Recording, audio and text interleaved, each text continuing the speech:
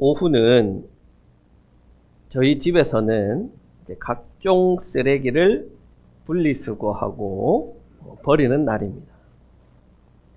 저희는 꽤나 철저하게 분리수거를 하려고 합니다. 하나님의 집이자 정원이고 마당인 이 지구가 우리가 버리는 쓰레기로 인하여서 더러워진다는 그런 불편한 마음이 있기 때문입니다. 그래서 더욱 철저하게 분리수거를 하려고 합니다마는 매주 쓰레기를 버리면서 앵무새처럼 하는 말이 우리 쓰레기 너무 많이 버리는 것 같다. 쓰레기가 너무 많이 나오는 것 같다. 쓰레기를 버릴 때마다 이 지구에 살아야 하는 다음 세대와 하나님께 참 이 미안한 또 불편한 마음을 가지면서 많이 버립니다. 아마 여러분도 다르지 않을 겁니다. 불편해야 돼요. 그나마 우리나라가 이 다른 나라보다는 이 분리수거와 재활용을 잘한다고 해요. 특히 이 폐지 재활용하는 비율이 세계에서 1위입니다. 86%의 폐지가 재활용되어서 세계에서 가장 재활용을 잘하는 나라입니다. 이렇게 높은 재활용률을 보일 수 있는데 가장 크게 일조하는 분들이 계시는데 바로 폐지를 줍는 노인분들입니다. 우리가 폐지 수입, 폐지 수거, 폐지 수집, 노인 이렇게 부르기도 합니다. 길거리 어디에나 이 폐지를 던져 놓아도 이분들이 리어카를 끌고 가서 폐지를 줍고 수거해서 고물상에게 전달하고 폐지 재활용 업체로 가게 돼서 우리가 사용하고 있는 택배 박스로 만들어지게 됩니다. 이분들이 없으면요, 길거리가 난리가 납니다. 지난 2018년에 세계 최대 폐기물 수입국인 중국이 더는 폐기물을 받지 않겠다는 정책을 시행하자 이 폐지 가격이 1kg에 70원까지 떨어진 적이 있습니다. 그러자 하루에 폐지를 20kg를 주어도 불과 1,400원밖에 되지 않아서 많은 분들이 폐지를 줍는 것을 중단한 적이 있습니다. 그러자 온 거리에 폐지가 넘쳐났던 그런 일이 있었습니다. 이처럼 폐지를 줍는 노인들은 단순히 자신의 생계, 먹을 것을 위해서 하는 것만이 아니라 길거리를 깨끗하게 하고 자원의 순환이라는 관점에서 중요한 역할을 감당하고 있습니다. 자, 그런데 지난해 한국노인인력개발원의 조사에 따르면 이 폐지를 줍는 노인들은 하루에 12.3km를 걷고 평균적인 노동시간이 11시간이라고 조사가 되었습니다. 이렇게 하루에 11시간이나 일해서 열심히 모은 이 폐지의 가격이 얼마인가? 바로 1,428원이라는 시급으로 이것을 나눠보니까 시급 948원이 나오는 겁니다. 제가 쿠팡에서 1시간 일해서 번 그 금액을 11시간을 일하고 12km나 걸어야만 벌 수 있는 것입니다. 그렇다고 해서 이분들이 저보다 육체적으로 훨씬 편한 노동의 강도가 덜한 그런 일을 하는 것도 아닌데 말입니다. 한 달에 15만 원이라는 돈을 벌기 위해서는 누구보다 긴 노동을 해야 하는 것입니다. 자, 그렇다면 이들이 가난하고 돈을 벌지 못하는 이유는 무엇입니까? 이들은 왜 가난합니까? 게으르기 때문에 가난합니까? 일을 하지 않아서 가난합니까? 아닙니다. 이들은 일하는 노동의 정당한 대가를 받지 못하고 있기 때문에 가난한 거예요. 누군가는 해야 하지만 돈을 적게 준다고 불평할 수 없는 자들이 그 일을 맡아서 하고 있는 것입니다. 이들에게 필요한 건 무엇일까요? 동정을 보내는 걸까요? 자선을 하는 걸까요? 불쌍히 여기는 걸까요? 아닙니다. 이들에게는 노동의 정당한 대가, 노동한 만큼의 대가를 받을 수 있는 그 제도가 필요한 것이고, 노동자가 마땅히 가질 수 있는 그 권리를 가질 수 있도록 누군가는 나서야 한다는 거예요. 사실 가난한 자들에게 필요한 것은 동정과 자선보다는 그들이 누려야 할 마땅한 권리를 누릴 수 있도록 찾아주는 것입니다. 우리 사회는 일할 때 최저시급을 주도록 권리를 부여하고 있습니다. 그래서 외국인 노동자들도 예외 없이, 아니요, 우리 농촌에서는요, 외국인 노동자들이 더 많이 받습니다. 노동자들에게 최저시급이라는 권리를 준 거예요. 그래서 노동자들은 자신의 권리를 찾기 위해 투쟁도 하고 파업도 하고 자신에게 주어진 그 권리를 행사합니다. 그러나 어떤 사람들은 염전에서 노예처럼 부려지고 있는 거예요. 또 어떤 사람들은 지적 장애가 있다고 농사일에 노예처럼 부리고는 정당한 대가를 받지 못하는 이들도 있다는 거예요. 이들에게 필요한 것은 뭘까요? 동정일까요? 자선일까요? 그게 아니에요. 이들에게는 자신의 권리, 그것을 찾아주기가 필요합니다. 왜냐하면요, 가난한 이들, 못 배운 이들, 연약한 이들은요, 자신이 마땅히 가지고 있는 그 권리조차도 찾지 못하는 이들이기 때문에 그래요. 폐지 줍는 일에 최저시급을 적용해 주십시오. 누가 외칩니까? 어느 폐지 줍는 노인이 그런 이야기를 합니까? 누가 이들이 일한 그 일에 정당한 대가와 보상을 달라고 외치고 있습니까? 아무도 없습니다. 이들 스스로는 자신의 권리를 찾을 수 없기 때문에 잃어버린 권리를 찾아주는 정의가 필요합니다. 오늘 우리가 읽은 이 본문에 나타나는 희년의 정신은 가난한 자가 마땅히 가져야 하는 권리를 행사할 수 있도록 하라는 거예요. 희년의 법에 따르면 땅을 매매하더라도 50년마다 원래 주인에게 돌아가게 됩니다. 그래서 그 땅의 가치를 매길 때는 희년이 얼마나 남았느냐를 기준으로 매겨집니다. 어떤 사람이 저에게 1,000만 원을 빌렸어요. 은행에서 빌리지 왜 저에게, 돈도 없는 목사에게 빌렸을까? 은행에서 돈을 안 빌려주니까. 신용불량자였어요. 그런데 저에게 돈을 못 갚게 되자 국삼에 땅 100평이 있었는데 이 100평에 대한 권리를 저에게 넘겨줘야 되는 거예요. 그런데 희년이 50년이나 남았어요. 100평 내놔라. 50년 뒤에 돌려줄게. 여러분, 이게 합리적이에요? 북삼에 땅이 100평이면은 2억입니다. 3억이. 내놔라. 안 그러면 사기죄로 감옥에 너를 넣겠다. 이 사람은 어떻게 해요?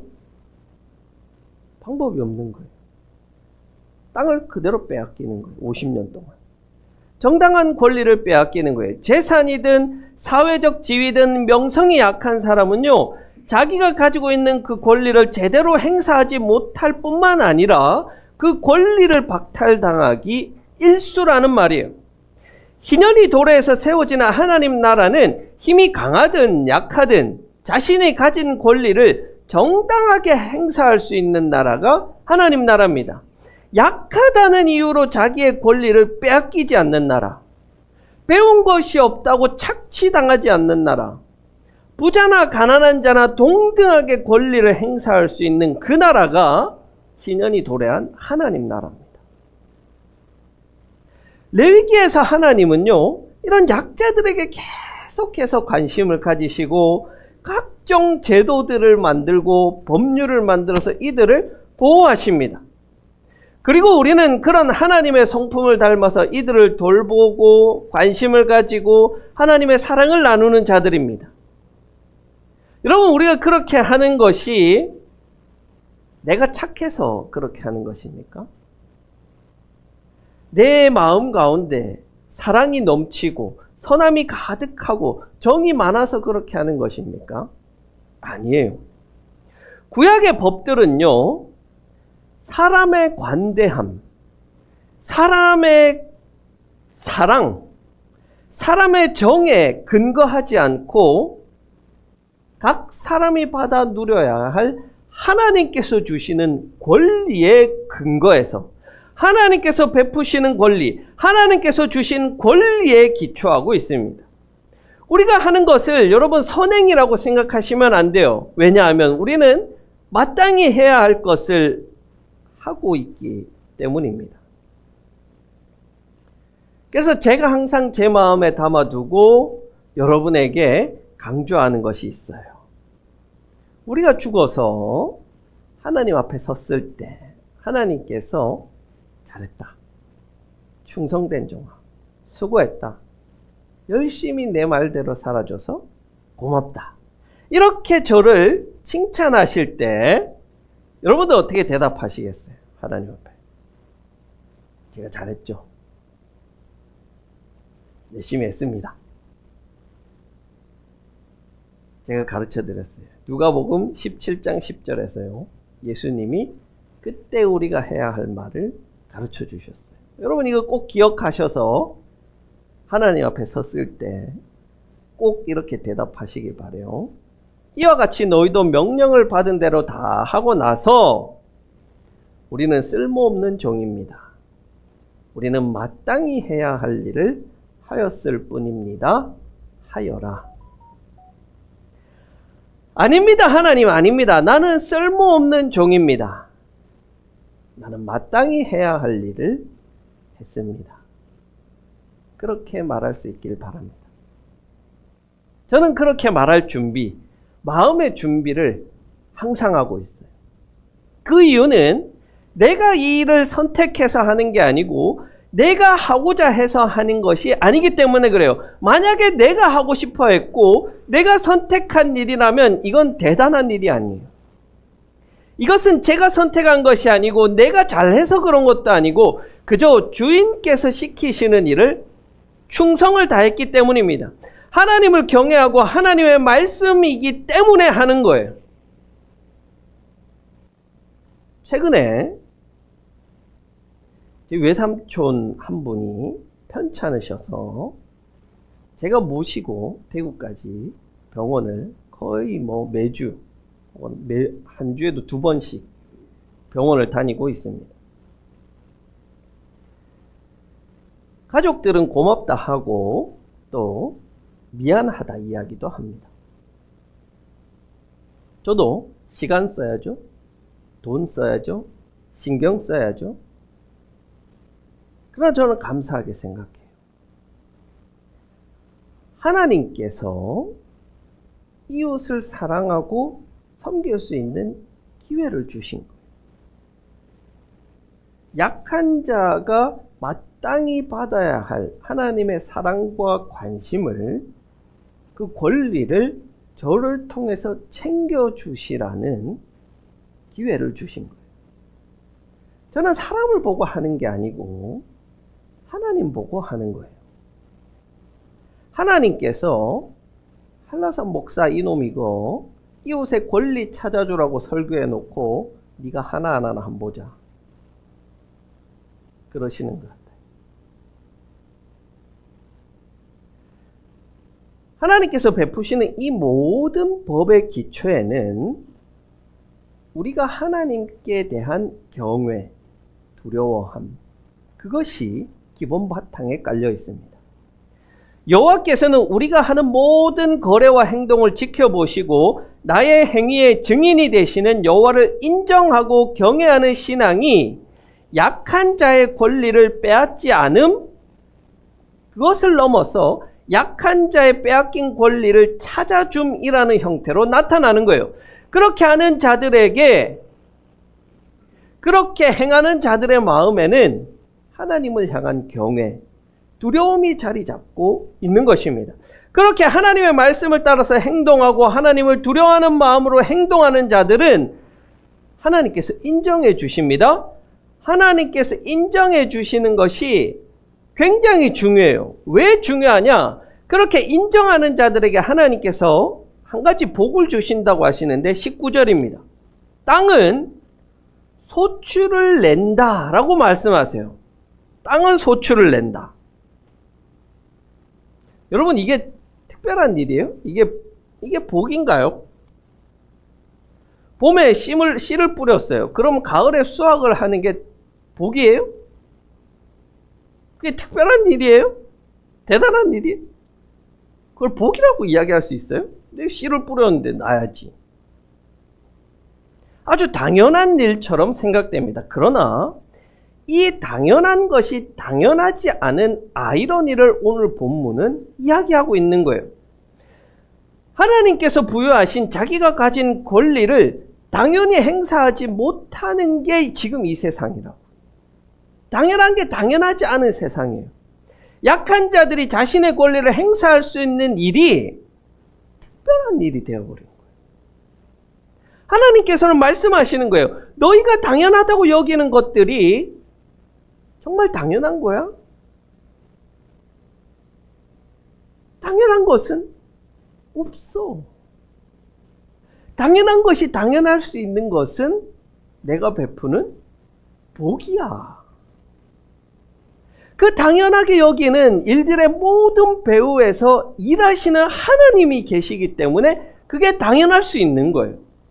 그렇게 너희는 매사에 나를 인정하고 내가 일하고 있음을 알고 나를 두려워하라고 말씀하십니다. 여러분, 거저되는 일은 없어요. 그냥 되는 일은 없어요. 봄에 씨를 뿌렸다고 가을에 수확할 수 있는 것이 그냥 되는 것이 아닙니다. 그 모든 일의 배후에서 하나님이 일하신 결과고 하나님의 허락이 없이는 아무것도 된 것이 없습니다. 그것이 우리의 신앙의 고백입니다. 여러분, 인생을 60년, 이제 70년을 앞두면 살아가면서 그것을 많이 느끼시지 않습니까? 저는 그것을 많이 느껴요. 저는요, 학창시절에 공부를 잘했습니다. 모의고사를 치면요, 2등급, 1등급 당연하게 나왔어요. 수능도 2등급, 1등급 좋은 대학교 갈 줄 알았어요. 그런데 수능을 망쳤어요. 모의고사 1등급 나온다고 수능 1등급이 당연하게 나오던가요? 재원이 모의고사 통과했다고 국가고시 당연하게 통과되던가요?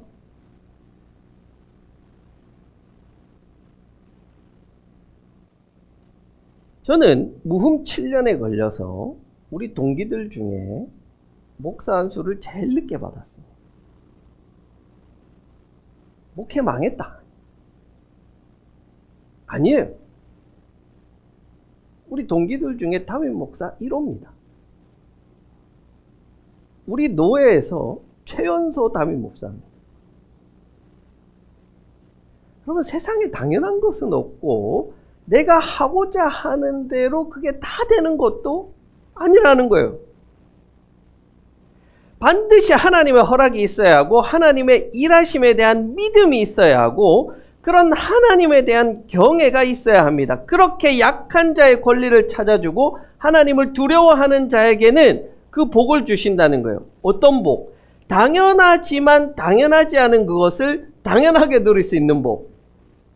봄에 씨를 뿌리면 가을에 수확할 수 있는 복. 그 당연한 복을 주시겠다는 거예요. 그게 바로 19절에 나오는 땅에 소출이 난다는 거예요. 여러분이 그 당연함의 복을 누리는 자들이 되기를 축복합니다. 오늘 본문은 우리에게 부족한 이웃을 속여서 부당한 이득을 챙기지 말라라고 겉으로 말씀하세요. 그러나 그것은요, 오늘 본문의 말씀을 굉장히 소극적으로 실천하는 거예요. 드러난 것만 하는 거예요.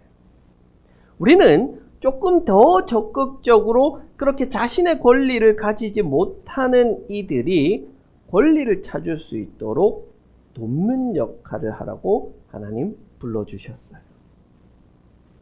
그것이 바로 하나님을 경외하는 자의 모습이고, 그런 자에게 하나님께서는 당연함의 복을 주시겠다고 말씀하십니다.